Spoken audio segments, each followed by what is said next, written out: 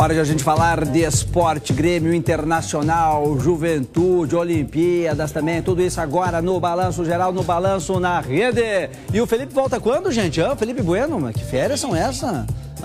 45 dias já faz, como tá afastado aí de férias, hein?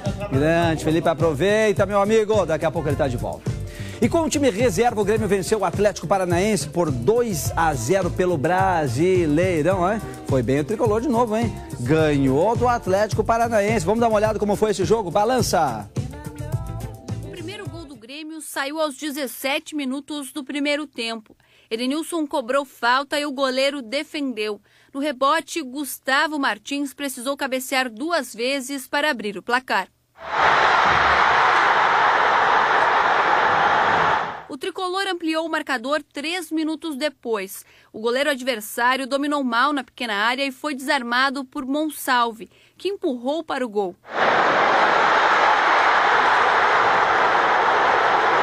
O colombiano chegou a marcar um golaço ainda na primeira etapa, mas o árbitro marcou falta de ataque. No fim do jogo, o Edenilson cobrou uma falta na trave e Duqueiroz empurrou para o fundo das redes, mas o auxiliar pegou o impedimento. A nossa estratégia deu certo, praticamente no primeiro tempo a gente deu a bola para o Atlético. Sabíamos que nós íamos encontrar dificuldades porque era um time diferente, uma equipe que não tem o entrosamento necessário e principalmente por causa do campo também.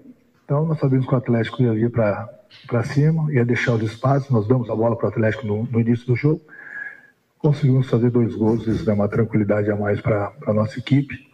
E sempre que o adversário entrava no nosso campo era pressão total, a gente não deixava o adversário pensar, porque a gente ia recuperar a bola e nós íamos encontrar espaço. Com o resultado, o Grêmio é o 14º colocado no Brasileirão com 21 pontos. O próximo compromisso do tricolor é contra o Corinthians na quarta-feira, pelo jogo de volta da Copa do Brasil.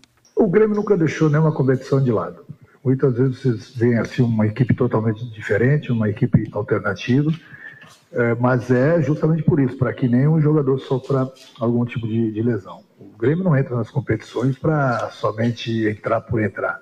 Se fosse assim, eu colocaria time alternativo nas competições e jogaria praticamente o Campeonato Brasileiro com uma equipe principal para a gente não ter esse problema do rebaixamento que nunca passou pela minha cabeça e nunca vai passar. O Grêmio está saindo lá de baixo, cada vez mais afastado de lá. Daqui a pouco a gente mostra a tabela do Brasileirão. E o Inter empatou, gente. O Inter empatou 1-1 com o Palmeiras no estádio Beira-Rio, aqui na capital gaúcha. Balança! E o jogo começou movimentado. Logo aos 8 minutos, Lázaro colocou a bola na goleira defendida por Sérgio Rocher. Só que o gol foi anulado por impedimento. O Inter melhorou e acabou dominando a primeira etapa. O goleiro Everton foi o nome do primeiro tempo. Ele defendeu pelo menos 2 tentativas de Ener Valencia. Só que não conseguiu salvar o chutaço de Bruno Henrique, 1-0 para o Inter.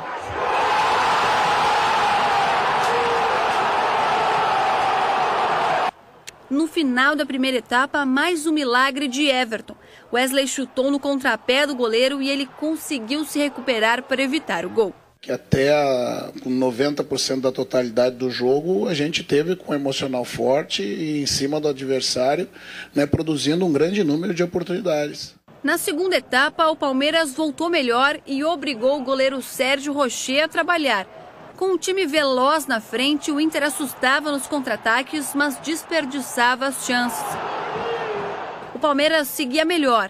Lázaro chegou a marcar, só que pela segunda vez o lance foi invalidado por impedimento.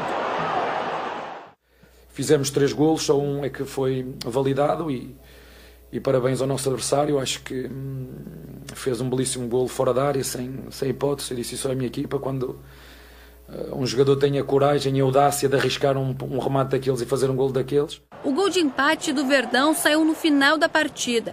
Marcos Rocha encontrou Rony entre os zagueiros. O atacante avançou com rapidez e tocou por cima de Rocher. Tudo igual, 1-1. Na segunda parte, sobretudo na segunda parte, tivemos bem, tivemos dinâmicos, um campo absolutamente extraordinário. Na próxima rodada, o Palmeiras vai até o Rio de Janeiro para enfrentar o Flamengo. Já o Inter recebe o Atlético Paranaense no estádio Beira-Rio. E é buscar dar tranquilidade, fazer as cobranças devidas, fazer o treinamento devido e esperar esse momento, trabalhando muito para que ele passe, ele vai passar. Não deu pro Colorado, né, gente? Não deu pro Colorado, não. Mas que golaço. Dois bonitos gols, hein? Do Inter muito mais bonito, mas o do Palmeiras também foi bonito, hein? Que golaço do Colorado. Até o técnico do Palmeiras reconhecendo, né, a jogada e o golaço do Internacional. Mas não deu, o Inter precisa ganhar. A coisa tá ficando osca pro Colorado. Em seguida a gente vai mostrar na tabela. E com 2 a menos, o Juventude segurou o empate com o Corinthians. Tava em 11, em 12 o Corinthians, ainda ou não? Ou em 11? O Corinthians? Ah, em 12? Em 12 de novo?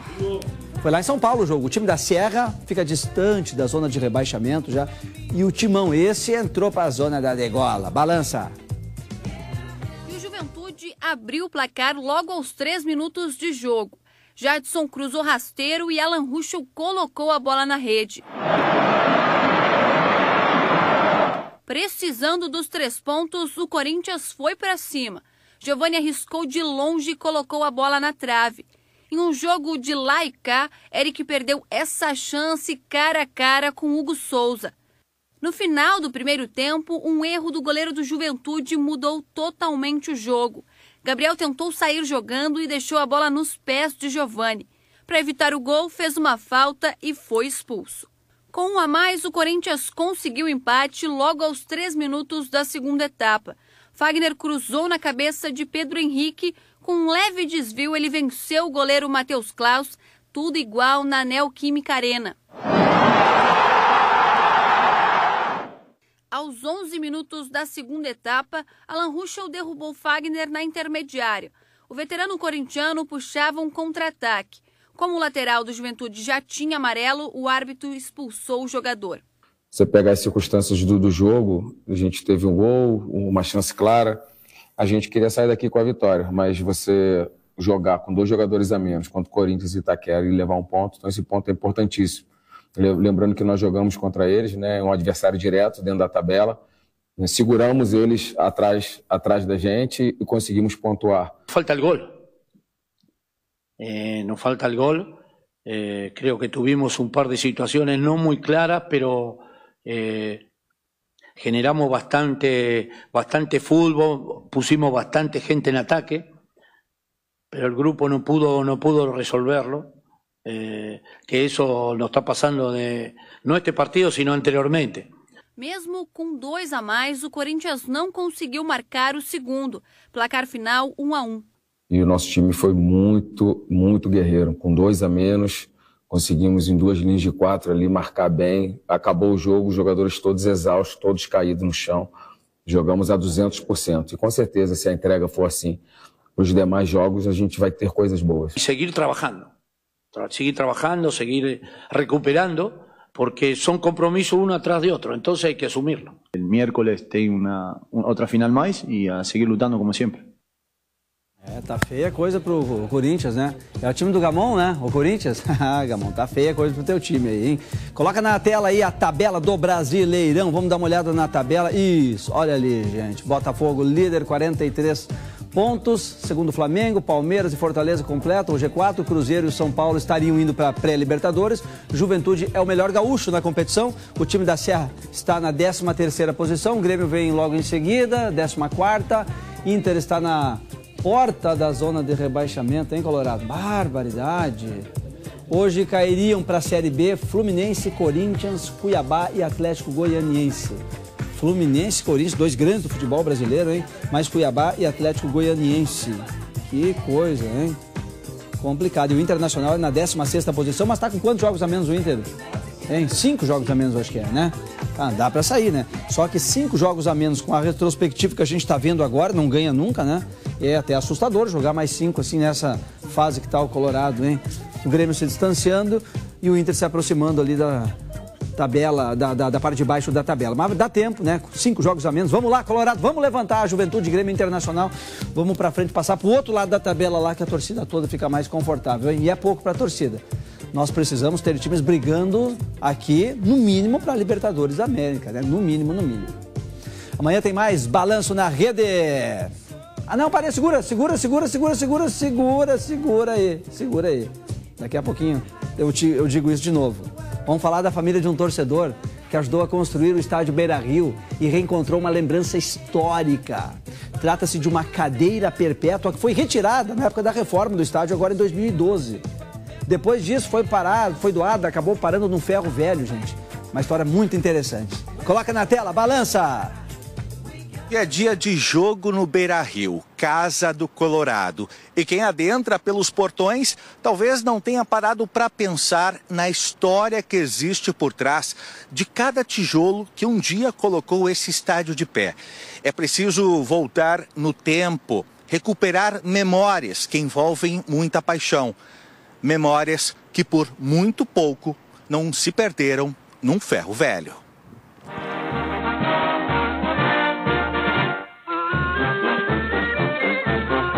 Voltaire Guzmán González foi um torcedor e tanto do Internacional. Se associou em 5 de junho de 1964, ano em que o clube ergueu a taça Leonel Brizola. A vitória foi heróica. Depois de estar perdendo para o Peñarol do Uruguai por 2-0, o Inter foi lá e virou o placar, 3-2. Aliás, nessa época, o hino do clube recém estava conquistando espaço no coração da torcida e se tornando cada vez mais conhecido do público. Gigante Beira-Rio, imponente, estádio do nosso Internacional. E para entendermos um pouco mais sobre essa história, que além de paixão envolve muita saudade, fomos até São Leopoldo, no Vale dos Sinos. Com as fotos nas mãos, a filha mais velha de Voltaire relembra. O pai amava demais o Colorado. Tanto é que tinha espaço reservado dentro do estádio. O meu pai era tão apaixonado pelo Inter que ele carregava no carro dele, comigo e com a minha irmã falecida Raquel, ele carregava tijolos e cimento dentro do carro e ia colocando lá onde seria o Beira-Rio.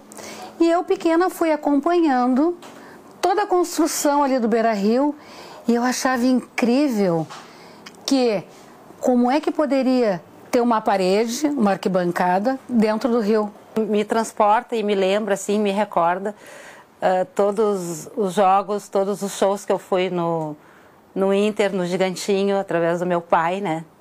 E sou colorada, desesperada pelo Inter, por causa do meu pai. E para nós e para o meu pai, o Inter era mais que um time. Boa parte da vida de Voltaire girou em torno do clube amado.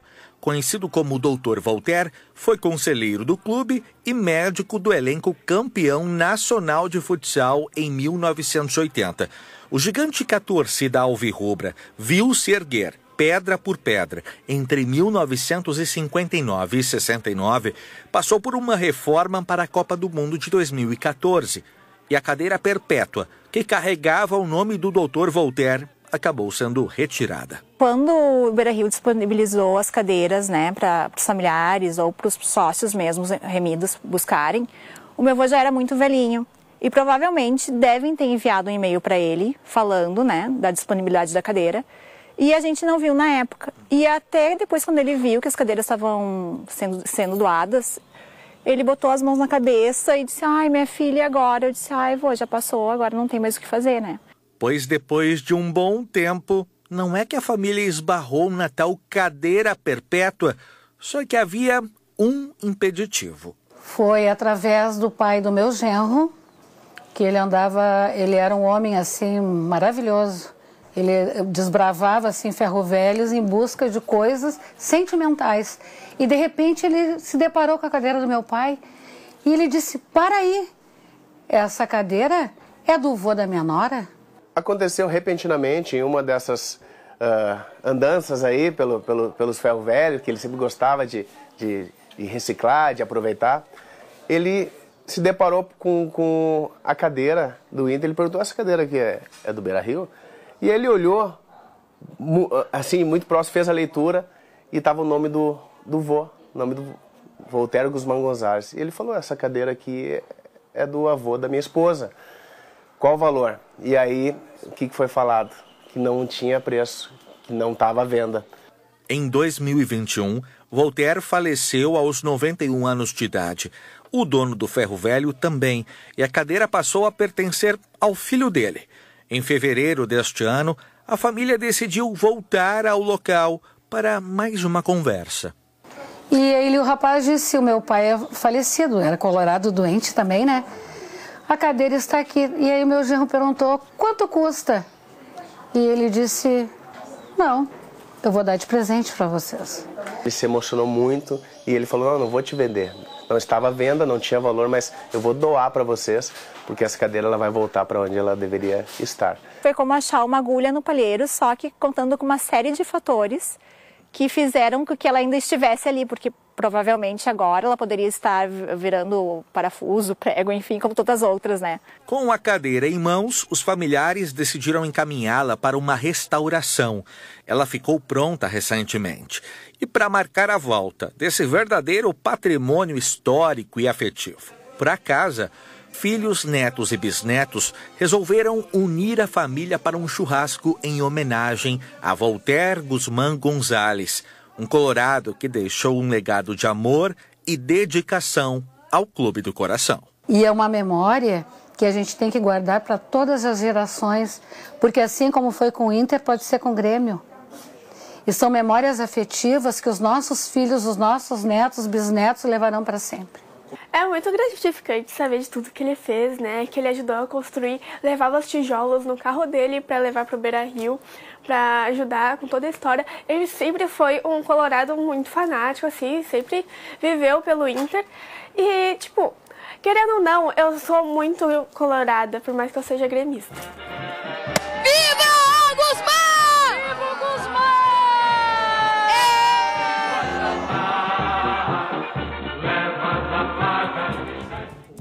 Bonita a história, hein? Coisa linda. A neta, gremista, o genro gremista, né?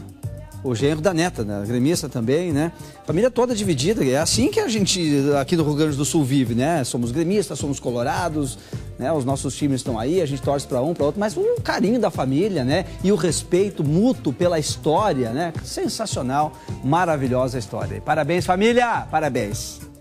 Gente, e teve mais gaúcho medalhista nas Olimpíadas de Paris. Daniel Garnin lutou na equipe mista de judô, que conquistou medalha de bronze contra a Itália. Na disputa, o Brasil iniciou a corrida derrotando o Cazaquistão por 4-2. Depois, perdeu para a Alemanha 4-3. Na repescagem, superou a Sérvia e partiu então para a disputa pelo bronze com os italianos. Essa é a primeira vez na história que o Brasil chega ao pódio na categoria. Então, parabéns, parabéns e parabéns, povo! E no surf, a gaúcha Tatiana Weston busca o ouro para a categoria nesta segunda-feira, no caso hoje. Tatiana, que venceu 2 baterias, enfrenta a costarriquenha Brisa Hennessy. Deve ser esse o sobrenome, Hennessy. A competição estava prevista para o final de semana, mas o mar estava muito agitado e a competição então foi adiada. A gaúcha aqui de Porto Alegre ultrapassou a número 1 do mundo no surf e hoje busca o ouro para o Brasil. Parabéns, parabéns, já é uma vitoriosa. E a Rebeca Andrade, gente, 25 aninhos, se tornou a maior medalhista brasileira, a pessoa brasileira com o maior número de medalhas em Olimpíadas. 6 medalhas com esta que ela conquistou hoje pela manhã, ouro no solo nas Olimpíadas de Paris. Impressionante o feito dessa mulher, gente. Ninguém no Brasil fez o que ela acabou de fazer hoje, né? Nessa sequência de 2 Olimpíadas. Parabéns, Rebeca, tu nos representa muito bem. Vamos que vamos, balanço geral, segunda-feira, não, hoje é segunda, né? Amanhã então tem mais balanço na rede.